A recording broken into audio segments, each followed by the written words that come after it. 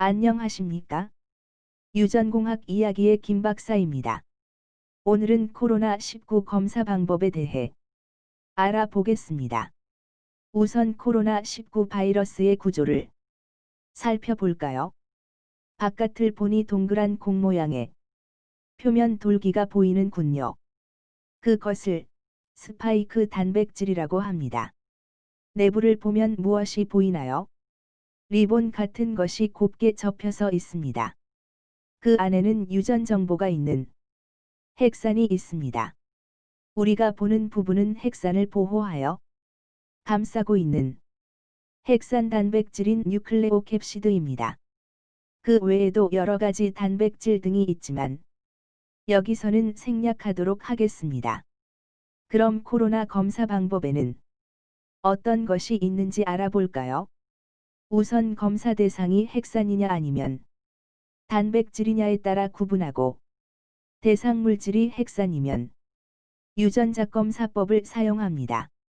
단백질일 경우 대상 물질이 면역 유발 물질 즉 항원이면 항원 검사법을 사용하고 대상 물질이 면역 결과 물질 즉 항체이면 항체 검사법을 사용합니다. 대시 유전자 검사법은 확진용으로 사용되며 이는 1000배에서 10만 배까지 PCR에 의해 증폭이 가능하여 탐지 능력이 가장 우수하기 때문입니다.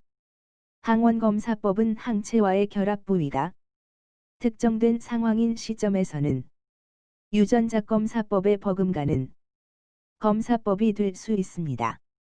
특히 핵산 단백질인 뉴클레오캡시드는 바이러스당 다수가 존재하여 원천적으로 약 1000배의 증폭 효과가 있습니다. 항원 검사법과 항체 검사법은 모두 탐지 능력이 유전자 검사법에 비해 부족하나 검사 소요 시간이 보통 30분 이내이며 검사 비용도 유전자 검사법에 비해 약 10에서 20%로 매우 저렴합니다. 항체 검사법은 항원 검사법과는 달리 진단 목적으로는 사용할 수 없고 격리 해제나 완치 판정을 위해 사용될 수 있습니다. 유전자 검사 키트에 대해 알아볼까요?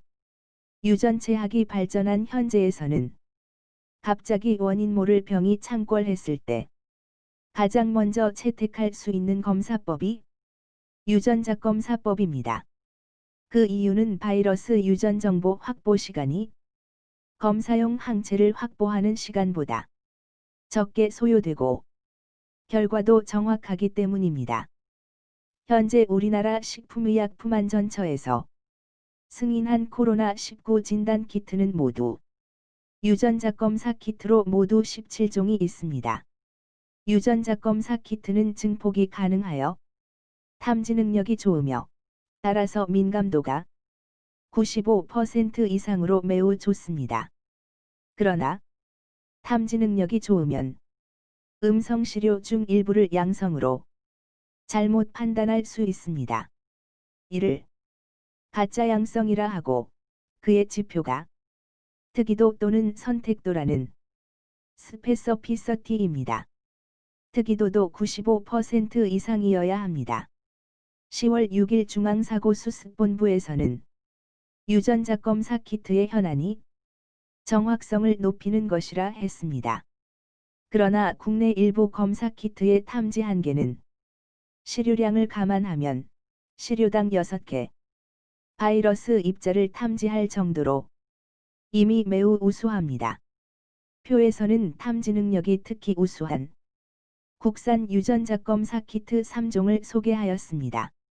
즉, 바이오코어, 시선바이오, 랩지노믹스 회사 제품입니다. 항원 검사 키트에 대해 알아볼까요? 항원 검사법은 검사용 항체가 확보되고 검사를 거쳐 항체 결합 부위를 특정하여야 신뢰성을 확보하게 됩니다. 일반적으로 검사용 항체가 바이러스 감염을 치료할 수 있는 중화항체라면 신뢰성은 배가 될 것입니다. 현재 한국 FDA에서 승인한 항원 검사 키트는 없습니다. 항원 검사는 증폭이 불가능하지만 바이러스 내 존재 개수가 많은 물질을 선택하면 그만큼 탐지 성능을 높일 수 있습니다. 현재 미국 등에서 긴급 사용 승인을 획득한 제품은 한국계를 포함하여 두 제품이 있습니다. 하나는 악세스바이오사의 케어 스타트라는 제품이며 다른 하나는 BBB사의 마옥비라는 제품입니다. 항원 검사 키트는 어떻게 생겼는지 볼까요? 엑서스바이오사의 제품은 전통적인 카트리지 타입으로 별도의 기기가 필요하지 않습니다. BBB사의 제품은 형광 리더기가 필요하며 민감도가 우수합니다. 전용 리더기의 사용은 검사자와 판독자에 의한 오류 가능성을 줄여서 신뢰도를 높일 수 있습니다. 항체 검사 키트에 대해 알아볼까요? 현재 한국 FDA에서 승인한 항체 검사 키트는 없습니다. 항체는 감염된 지 2주 후에 생성되어 1개월 이상 지속할 수 있습니다. 따라서 항체 검사는 진단용이 아닌 감염 극복 여부를 판단하는 기준이 됩니다. 현재 미국 등에서 긴급 사용 승인을 획득한 제품은 한국계를 포함하여 3가지 제품이 있습니다.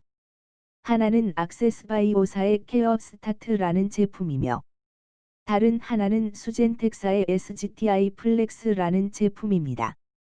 마지막으로 나노엔텍사의 프렌드 시스템입니다. 항체 검사 키트는 어떻게 생겼는지 볼까요? 항원 검사 키트랑 비슷하지요. 검사 원리가 동일하기 때문입니다. 엑서스바이오사와 수젠텍의 제품은 전통적인 카트리지 타입으로 별도의 기기가 필요하지 않습니다.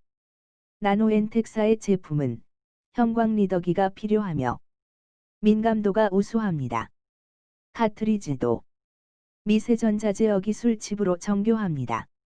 전용 리더기의 사용은 검사자와 판독자에 의한 오류 가능성을 줄여서 신뢰도를 높일 수 있습니다. 항원 검사와 항체 검사의 필요성에 대해 살펴볼까요?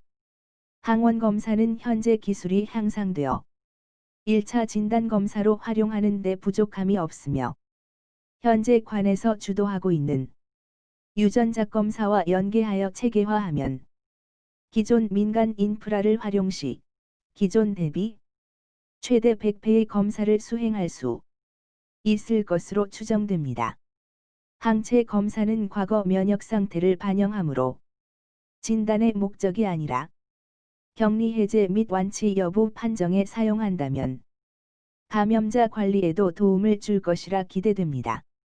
항원 검사와 항체 검사가 상대적으로 민감도가 유전자 검사에 비해 떨어지는 것이 사실이나 특이도 또는 선택도 면에서는 오히려 유전자 검사보다 우수합니다. 특히 항원 검사는 최근에 민감도도 좋아져서 종합적으로 1차 진단 검사로 사용하는데 적합하다고 판단됩니다. 결론을 말씀드리겠습니다. 첫째로, 질병관리청은 항원 검사 키트가 정확성 부족과 검체 채취에 어려움을 들어 진단용으로 부적합하다고 하였으나 검사 채취 방법은 거의 동일하고 정확성도 개선되어 진단용 사용에 지장이 없다고 판단합니다. 둘째로, 항원 검사를 민간 인프라를 활용하여 1차 진단 검사로 하고 확진 검사만 관주도로 유전자 검사를 한다면 1일 검사자 수는 지금의 100배까지 가능할 것입니다. 마지막으로, 유전자 진단 검사는 물론 항원 진단 검사와 항체 검사를 동시에 도입한다면 총검사 비용의 절감이 가능하고 1일 검사자 수를 획기적으로 증가시켜 효율적인 코로나 검사 체계 구축에 기여할 것으로 기대합니다. 감사합니다. 다음번에는 코로나에 대한 치료제에 대해 말씀드리겠습니다.